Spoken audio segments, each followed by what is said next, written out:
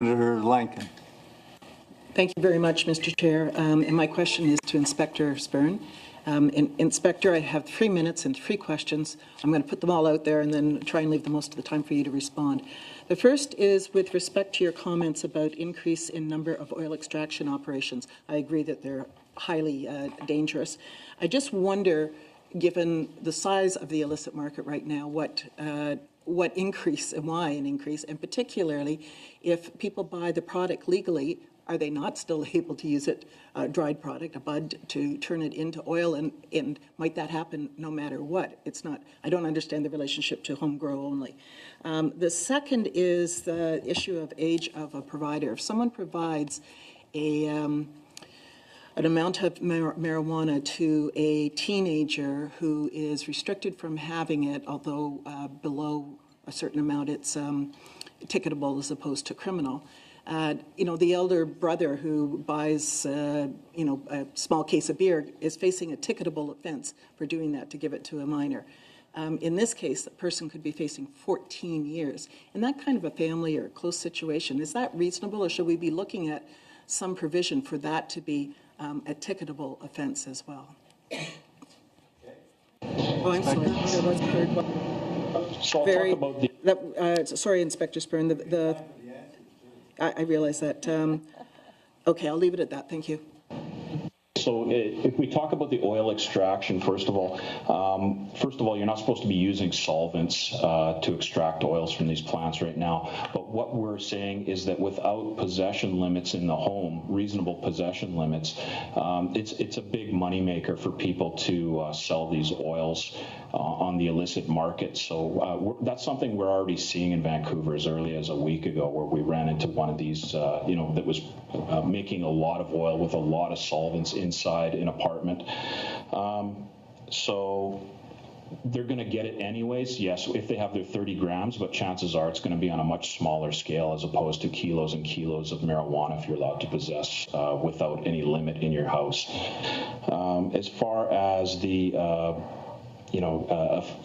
an older brother giving marijuana to a sibling and facing a stiff penalty. Do you want to weigh in on this?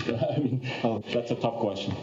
Yeah, and I think certainly we would, our courts would have a balanced approach on how, and looking at all the circumstances and making an informed decision on how to manage that. But we do think it's very important, certainly at the onset, that we really highlight how important it is that people are not diverting cannabis to youth. We've asked for packaging on labels to identify the penalties for diverting cannabis to youth, and we know that, as I said earlier, approximately 65% of the way youth are accessing cannabis is through a friend or through a family member. So we need to ensure that this does not become a common practice, and we'd like to message that out as much as possible. Okay, I'd like to get a question in here at the end as we wrap up. I want to get some sense of how widespread could be abuse and misuse of this 4-plant proposition. I could imagine that back in the 20s and 30s, when they were talking about lifting the prohibition on alcohol, somebody had suggested, well, we'll allow people to make alcohol in their home and have stills and make wine and all that sort of. People would have probably said a lot of similar things to what we've heard today. But I don't sense it's brought about a catastrophe. Yes, there may have been in the early stages some problems, but I don't hear very much nowadays that it's a big problem in terms of children in the home or in what it does to other tenants or nearby neighbors, that this has become an enormous problem by allowing people to make wine or to make alcohol in their homes. So how widespread, I guess? I don't sense that's widespread. I sense most people still go to the store or get it in the traditional legal way, or the way we've come to consider traditional. So just how widespread is this problem likely to be if this 4-plant allowance? So I'll start with the police, the deputy chief. So maybe I can just comment on that. So having the unfortunate experience of drinking some of these home wines, it's not a product that is readily sold. There is not a market for homemade wines or beer, quite frankly. But the illicit marijuana market is $7 billion a year, roughly, with over 300 organized crime groups involved in it. So there is a massive illicit market right now for cannabis. And what we're trying to do, and what one of the goals of this bill is to try to bring this under a regulated scheme, which we totally support. But we need to take that slow approach in order to try to divert organized crime. And like I said, Colorado, Washington State, we're still seeing 30% of the market share by organized crime. So cannabis in the amount from a homegrown, as I said, 48 ounces, is producing more than the average person will consume. That is a very large amount than the average person would consume in a year. So there's a lot of leftover product which would be available for diversion.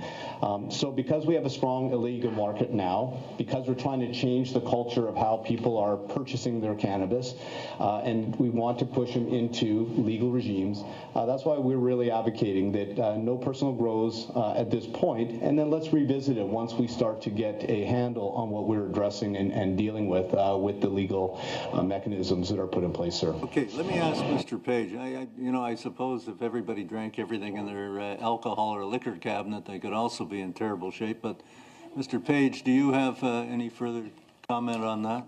On the how widespread do you think this will be? Or will most people buy it still from the I think it's going to be relatively small, in the sense that with alcohol, can't remember the exact stat, but it's like 75% of adult Canadians consume alcohol, frequently or infrequently, and the number of cannabis consumers is significantly lower, so maybe 20 or 25%. I was just trying to dig it out of my phone.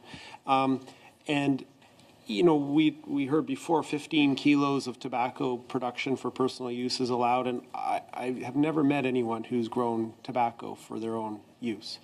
And I think we're going to see something similar in that most people will elect, because of the quality and the convenience and the price of retail cannabis, whether it's mail order in a store, depending on the province, to do it themselves, or to buy it there, and to do it themselves will be a minority of people, as Dr. Small said, sort of horticulturally inclined people. It'll be a hobby, but it's going to be small. Well, we've come to the end of the meeting. We're at 4.